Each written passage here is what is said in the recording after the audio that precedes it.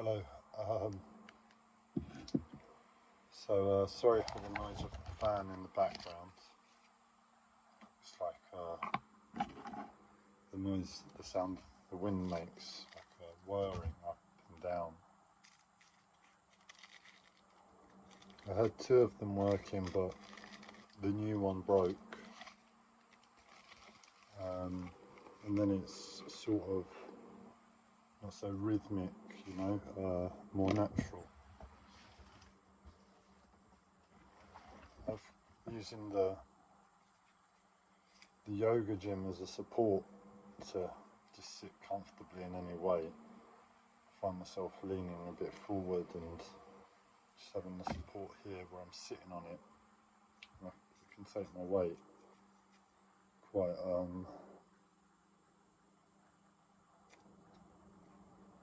as comfortable as it's going to get. So the title of the video, so what does it feel like to have $1 trillion go missing? Well, I don't know if you can tell by the look on my face, but I'm not a happy man.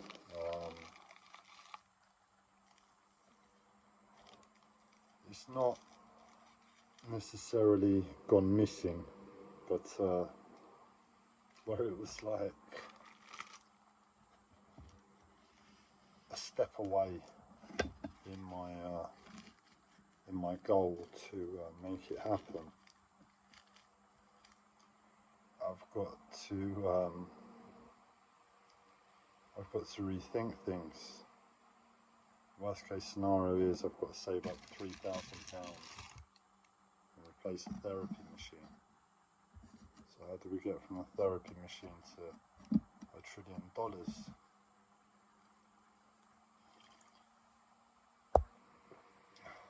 The wonders that is my life.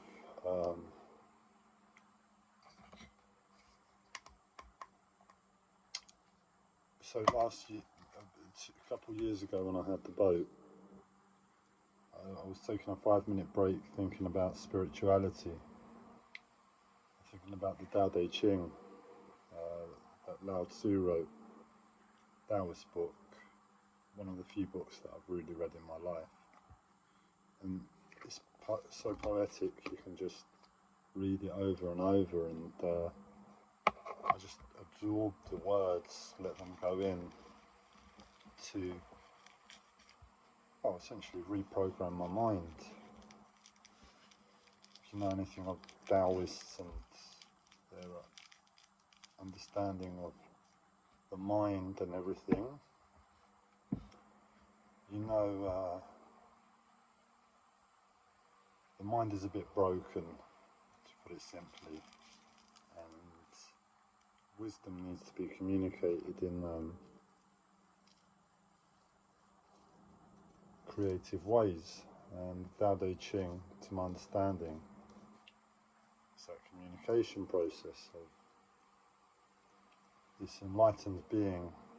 I look at him as enlightened anyway, Lao Tzu, communicating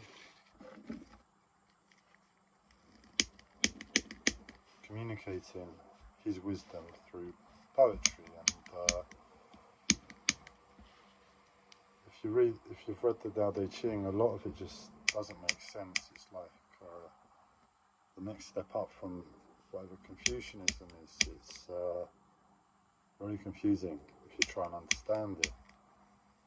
In irony, he was Confucius' teacher, Lao Tzu. So long story short, I started to think about it for 5 minutes, and one of the paragraphs in there, it was on numbers. I started thinking about the numbers, and before I knew it, I stumbled across an artificial intelligence code. I started thinking about it more and more, and to my awareness, there's no reason that it couldn't go as far as turning standard classical computers, the computers that me and you have at home, laptops and all of that, into quantum computers. That's revolutionary. it's also a massive paycheck, in honesty.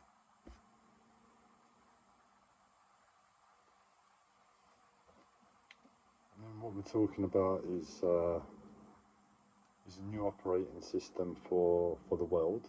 So, are we going to sell it to Apple and Microsoft, or are we going to go rogue and try and start up our own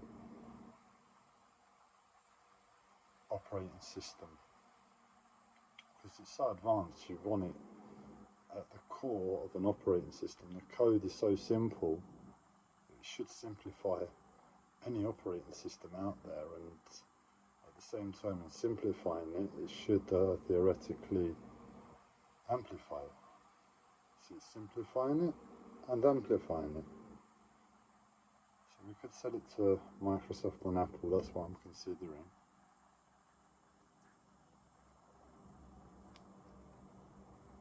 But in addition to that, it will turn every classical computer quantum. It's like,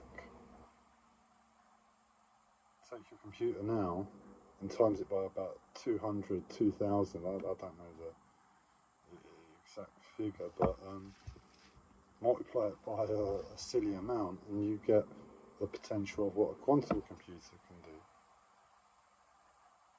And that's sitting in our homes. It just needs a little bit of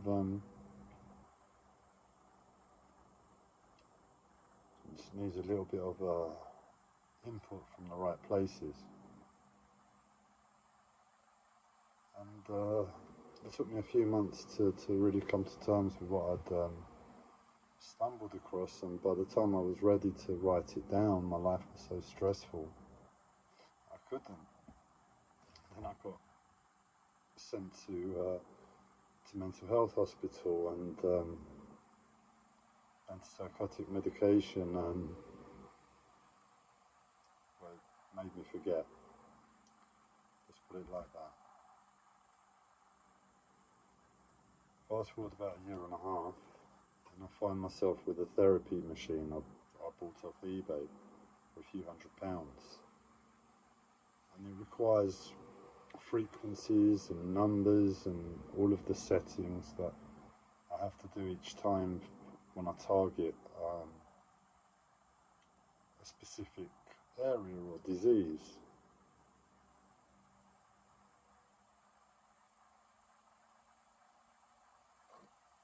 Sorry, I'm just really having to take my time.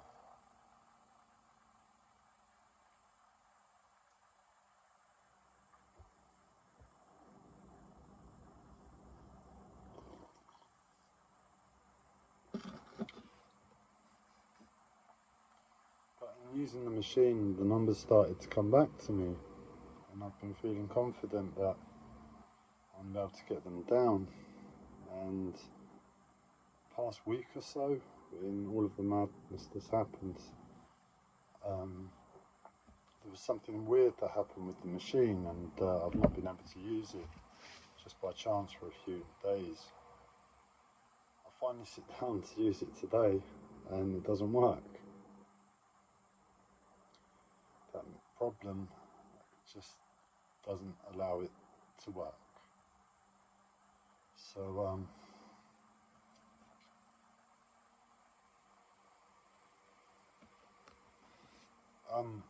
I'm already at my limit from what life is doing.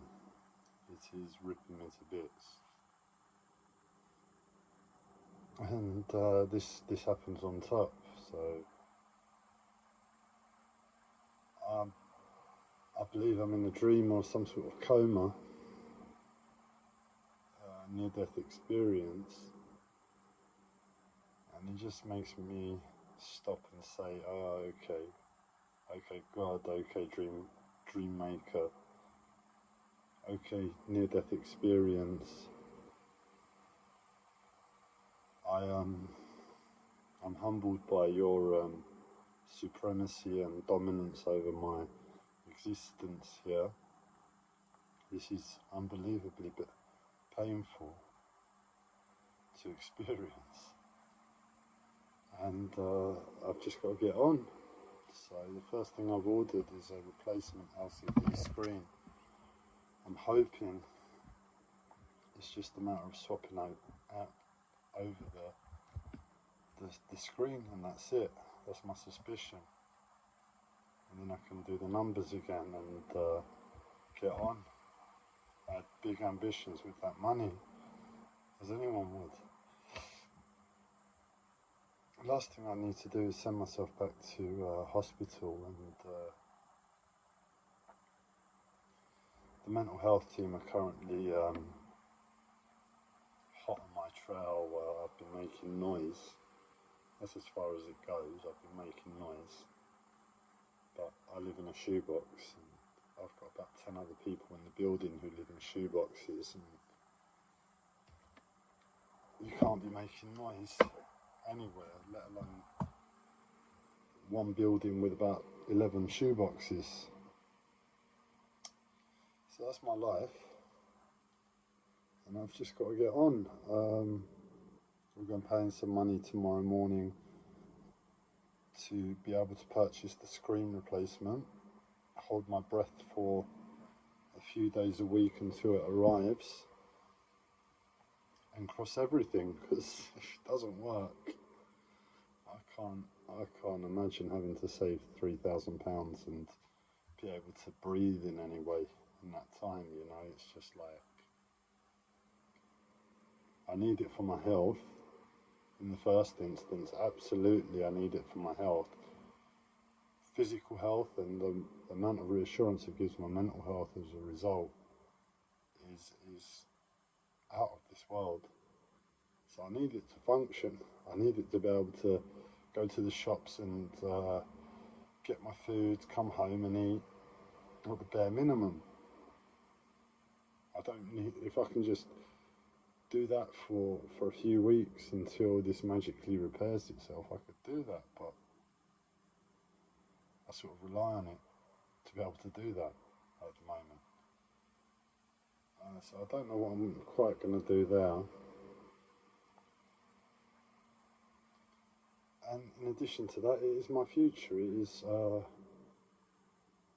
is everything, and it wants to say that it doesn't work at the moment, which is inconceivable to me. So I'm just on autopilot mode and seeing how deep the rabbit hole goes with this one. So how does it feel to lose £1 trillion, $1 trillion? The answer is, well, have you spent that $1 trillion? Because I spent the money. I spent every penny, every last penny and cent of $1 trillion+. And it was beautiful. What I bought was the most beautiful thing in the world. I won't share exactly what it was, but I'm sure it would make everybody smile. Not a soul in the universe that couldn't raise a smile to that. And it's disappeared. My life would make one hell of a story, one hell of a movie, and the truth is, by the time the movie comes out, I'm hoping that I'll be minted from the £1 trillion.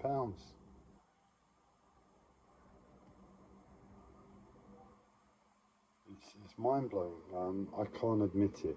That's the truth. I can't admit it. I'm on full-scale get it fixed, whatever, just get it fixed mode. And then from there, we'll see.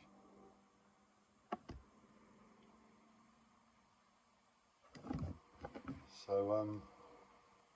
all I'll say is, what I had planned to spend the money on was everybody. I like buying people gifts, and I figured a really, really good gift for everybody. So if there's anything in you that resonates with what I secretly was trying to imply then. Maybe wish me a bit of luck that I get this machine fixed so I can write down the so important numbers of the code before there's any chance I get sent back to mental health hospital, because it was just too beautiful, man. You were all smiling. The whole world was smiling. It's as if somebody is fighting the whole world at the moment. You know? I had plans to spend that money on the whole world. Make everybody's lives better. And it broke. It just broke. The whole world just effing broke.